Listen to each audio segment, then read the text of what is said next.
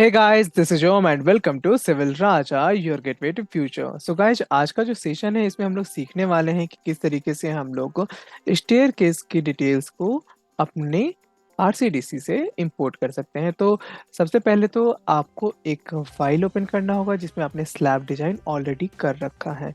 ठीक है, तो स्लैब डिजाइन में क्या होता है कि हम लोग का रेजिडेंशियल बिल्डिंग का केस हो तो वहाँ पे 2 किलो न्यूटन पर मीटर स्क्वायर का लोड जो है या कह सकते हैं लाइव लोड जो है वो दिया जाता है। और स्टेयर केस के केस में हम लोग का जो लाइव लोड है वो हो जाता है 3 किलो न्यूटन पर मीटर स्क्वायर। तो जब हम लोग आरसीडीसी में बात करते हैं तो वहाँ पे दो कैटेगरीज होती हैं। पहला होता है कि लाइव लोड और दूसरा हो जाता है इम्पोज्ड लोड।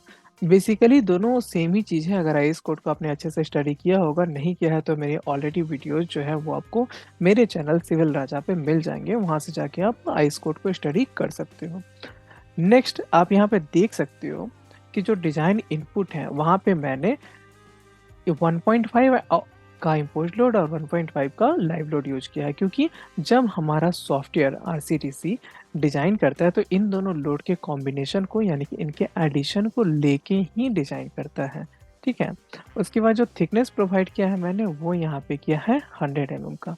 अगर आप चाहते हो कि आपका जो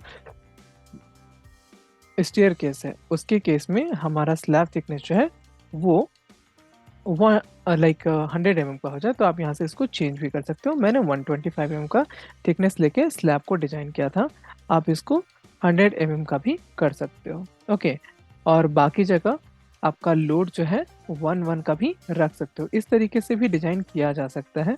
आपको इसको कॉपी कर लेना है। उसके बाद जो स्लैब यहाँ पे दिख रहा है स्टेयर केस के लिए, उसको छोड़ के बाकी जगह पे लोड आप चेंज कर सकते हो। कॉपी किया, पेस्ट किया और यहाँ पे भी पेस्ट किया, तो आपको दिख रहा होगा कि यहाँ पे जो स्लैब 10 है, ओके, ये स्लैब 10 जो है मेरा स्टेयर केस का पोर्शन है। तो इस पे मैंने लोड चेंज करके 3 किलो न्यूटन पर मीटर स्क्वायर कर दिया। कैसे? 1.5 इम्पोज लोड रखा, 1.5 लाइव लोड रखा। ओके, अभी मैं चाहता हूँ कि मेरा स्लैब जो है वो डिजाइन हो जाए, तो मुझे सारे पैरामीटर्स मैंने ऑलरेडी सेट कर रखे थे, ये स्लैब मैंने ऑलरेडी डिजाइन किया हुआ है। अगर आपको ये सारी चीज़ें सीखनी है कि किस तरीके से मैंने इसको डिजाइन किया है तो आप मेरे प्रोफेशनल ट्रेनिंग को भी ज्वाइन कर सकते हो। ओके, यहाँ पे आपको देखने को मिल जाएगा कि स्पेसिंग जो है वो मेरा 200 mm है, और बार जो है वो 10 mm डाया बार यूज हुआ है। बाकी सब जगह स्पेसिंग जो है 275 का है। तो जैसे ही मैंने लोड बढ़ाया मेरा स्पेसिंग यहाँ कम हो गया, यानी कि वहाँ पे ज़्यादा रेनफोर्समेंट की ज़रूरत है। अब ये जो स्लैब 10 है यहाँ पे मुझे अपना स्टेयरकेस डिजाइन करना है और ये है हमारा इस 10 के नाम से। तो स्लैब को डिजाइन करने के लिए तो आप मेरी प्लेलिस्ट को वॉच कीजिए, वहाँ से आपको अच्छे खासा नॉलेज मिल जाएगा। और अगर आप प्रोफेशनल ट्रेनिंग चाहते हो तो आपको तो पता ही है कि मेरा व्हाट्सएप नंबर स्क्रीन पे दिख रहा है, वहाँ पे आप मुझे कॉल या मैसेज कर सकते हो।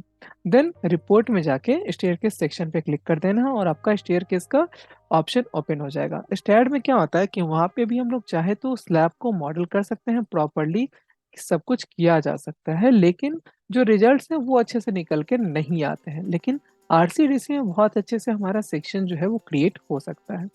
अब बॉटम लैंडिंग में आपको जो बीम साइज है वो प्रोवाइड कर देना है, टॉप लैंडिंग का बीम साइज प्रोवाइड कर देना है। तो मेरा जो बॉटम लैंडिंग होगा वो मेरा एक्चुअली यहाँ पे प्लिंथ बीम हो जाएगा और इसका जो साइज है वो 300/350 है। और जो टॉप लैंडिंग है वो मेरा कहीं वॉल में आएगा 1500 के हाइट पे, तो उसका मैं थिकनेस जो है वो 230 का ही रखता हूँ और डेप्थ जो है वो 350 का कर देता हूँ। ओके, देन आपको beam locations and beam orientations में जो बाय डिफॉल्ट ऑप्शन है एंड ऑफ स्लैब वही चूज करके रखना है, एंड बीम ओरिएंटेशन में डाउन स्टैंड को चूज करके रखना है। देन नंबर ऑफ राइजर्स जो है मेरे केस में 10 है, क्योंकि जब हम लोग स्टेयरकेस के सेक्शन की बात करते हैं तो वहाँ पे क्या होता है कि एक साइड का ही स्टेयरकेस लिया जाता है। तो डॉग लेग स्टेयरकेस है तो उसका एक साइड में जितना भी आपका राइजर है, जैसे कि आपका अगर 3 मीटर का हाइट होगा बिल्डिंग का तो उसमें नंबर ऑफ राइजर्स होगा 10, अगर आपने 150 का राइजर प्रोवाइड किया है। और ट्रेड का जो लेंथ होगा वो हो जाएगा आपका यूजुअली 250 का होता है, दैट इज 10 इंचेस। तो अभी जो स्पैन है वो आपको प्रोवाइड करना है। तो स्पैन वगैरह आप अगर देखना चाहो तो आपका जो आर्किटेक्चरल प्लान है उसमें से आप स्पैन को चेक कर सकते हो। मेरा आर्किटेक्चरल प्लान जो है वो यहाँ पे है, और इसमें जो स्पैन है वो कितने का है, इसको हम लोग डायमेंशन से मेजर कर सकते हैं। यहाँ से यहाँ तक का स्पैन है 3315 का। ओके, तो अभी स्पैन में आपको 3315 फिल कर देना है। देन आपका जो हाइट है बिल्डिंग का वो 3 मीटर का होता है यूजुअली, तो इसलिए बाय डिफॉल्ट भी 3 मीटर लिखा गया है। लेकिन मेरे केस में ये थोड़ा सा चेंज हो जाएगा, और एक्चुअली चेंज नहीं होगा, सेम ही हाइट है बिल्डिंग का, मेरा भी 3 मीटर का ही हाइट है। लेकिन हम लोग नंबर ऑफ राइजर्स 10 है, तो बिल्डिंग हाइट को हम लोग 1500 कर देंगे, क्योंकि एक साइड का ही सेक्शन हमें जनरेट करना है। देन लैंडिंग स्पैन का जो लेंथ है वो मेरे केस में थोड़ा कम है, 1065 है। लेकिन जब सेक्शन देने की बात आती है तो ये मेजरमेंट हमारे फाइल के साथ जनरेट नहीं होता है, एंड इसलिए हम लोग इसको डिफ़ॉल्ट वैल्यू के साथ भी छोड़ सकते हैं।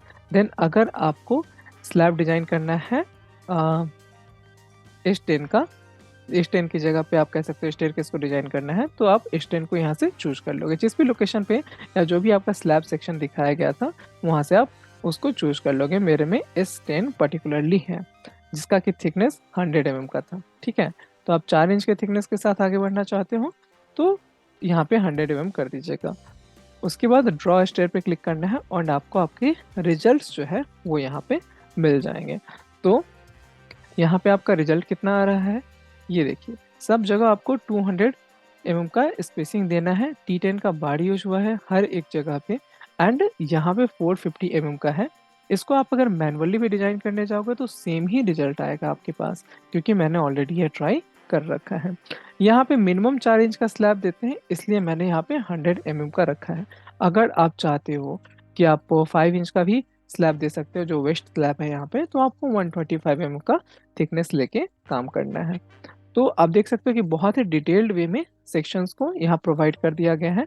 रेनफोर्समेंट की बात करें तो यहाँ से यहाँ तक का जो मेन रेनफोर्समेंट है वो हमारा T10/200 है, और टॉप का भी जो प्रोवाइड किया गया है, जो 450 mm के एक्सटेंशन के साथ है यहाँ पे, वो भी T10/200 सेंटर टू सेंटर है। तो ओवरऑल सारे ही बार्स एंड उसके स्पेसिंग सेम यहाँ पे प्रोवाइड किया गया है, but that is not an issue.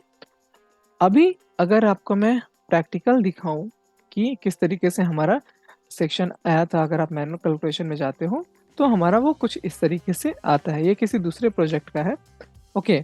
और इसमें एक जो एक्स्ट्रा बार ऊपर में प्रोवाइड किया जाता है, जो टॉप का रहता है, मेन बार की तरह काम करेगा, वो हमारा 800 mm का है। बस वो एक डिटेलिंग हम लोग को आरसीडीसी नहीं देता है, बाकी सारी डिटेलिंग आरसीडीसी जैसी होनी चाहिए बिल्कुल उस तरीके से यहाँ पे प्रोवाइड करता है।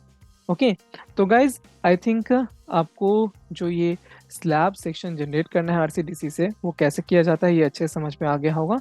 कोई भी डाउट होगा तो आप मुझे लाइक कमेंट सेक्शन में कमेंट कीजिए। आपको वीडियो अच्छा लगा हो तो इसे लाइक कीजिएगा।